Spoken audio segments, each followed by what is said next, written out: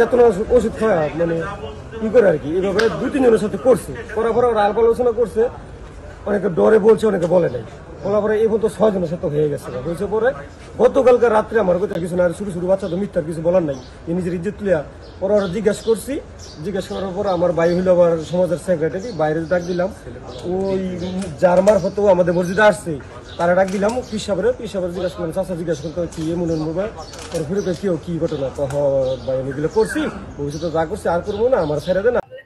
উনি গত 3 মাস আগে আপনার বড় বাড়ি হায়দ্রাবাদ এরিয়ায় উনি একটা মসজিদের ইমাম ও খতিব হিসেবে চাকরি নিচ্ছে।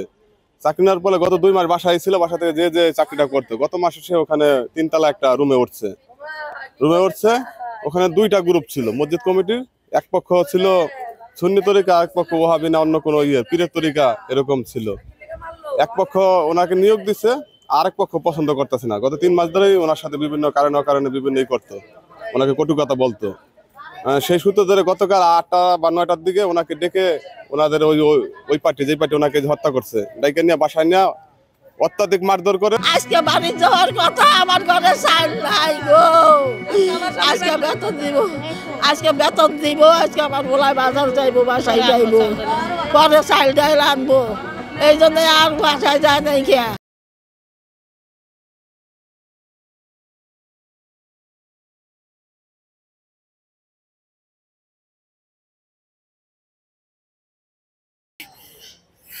সাজেদা আক্তার মৃত ব্যক্তির স্ত্রী। আমার স্বামীর ওরা ইচ্ছাকৃতভাবে ষড়যন্ত্র করে তো মেরে ফেলাইছে। আমি সুস্থ বিচার চাই।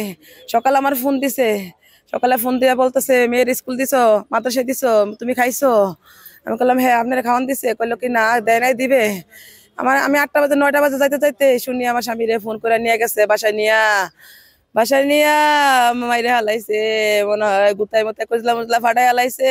দেখা যায় না তো প্রেতন, দেখা যায় নাই তো মসজিদ কমিটি আমার কুদ্দা হে মারার লেগা কয়ে কি স্বামী। 8:30 বাজে দাইকে নিছে, আমার ছেলেরে দাইকে নিয়ে তারপরে মনে করেন ঘরের মধ্যে নিয়ে মারছে, ঘরের মধ্যে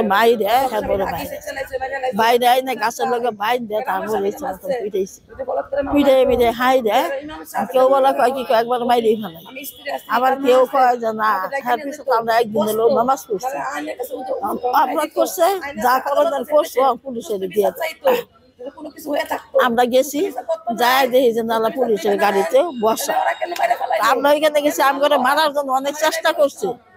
আমার নাতিন ধরে মারছে, যে মাইয়ার ঘরে পোলা নাতিন ধরে তাই না, ওই যে সাদা গেঞ্জি গায়ে ওই নাতিন। এখন চাই আপনার কাছে বিচার চাই, হক বিচার চাই। তারা ছেলে করে বলে দর্শন করছে, আর এইটা মনে করে এইটা কইয়া আমার ছেলেরা মারছে। এত বড় বড় পোলা ষড়যন্ত্র কইরা এই ধরনের ব্যবহার কইরা এই মিথ্যে সাক্ষী দিয়ে আমার ছেলেটারে এইভাবে মারছে। যখন থানায় নিয়ে গেছে, থানার থেকে মনে করেন কালকে আবার আনছে কুটে থেকে আমার ছেলে সকালে রাইতে 4টা বাজে ফোন। আসসালামু আলাইকুম রহমতুল্লাহ। আমি যাকে হত্যা করা হয়েছে মরহুম রইসউদ্দিন আল কাদরি সাহেব, উনি আমার একজন পরিচিত মানুষ। দীর্ঘ প্রায় 10-12 বছর ওনার সাথে আমার সম্পর্ক। উনি একজন আহলে সুন্নাত ওয়াল জামাতের কর্মী ছিলেন, ছাত্র সেনা ঢাকা মহানগরের সাবেক সভাপতি এবং একজন সুন্নি মুসলমান ছিলেন। ওনাকে নির্মমভাবে এই বাতিলপন্থীরা, যারা আমাদের আহলে সুন্নাত ওয়াল জামাতের আকীদার বিপরীতে যারা আছেন, তাদের দ্বারাই ওনাকে নির্মমভাবে হত্যা করা হয়েছে। কারণ আমি এটা হলফ করে বড় মেয়ে ফোন দিছে, ফোন দেওয়া কইতেছে মা আমার না চুল কাটা দিছে, অবস্থা খারাপ, মাটা গাড়িতে উঠাইছে, অবস্থা খুবই খারাপ। আমি আর কিছু জানি না, আমি আর ফোন দিতে পারি না। ওই সময় ফোনের সুযোগ আসলো না, তার তোমার মোবাইলে আসলো না, আমার মাথা তুমি ঠিক আসলো না। আমি কি করবো, আমি কাজ করে খাই। এখন আমরা কাছে একটাই দাবি, আমার মার এই বিচারটা, আমার ভাইয়ের বিচারটা আমরা চাই।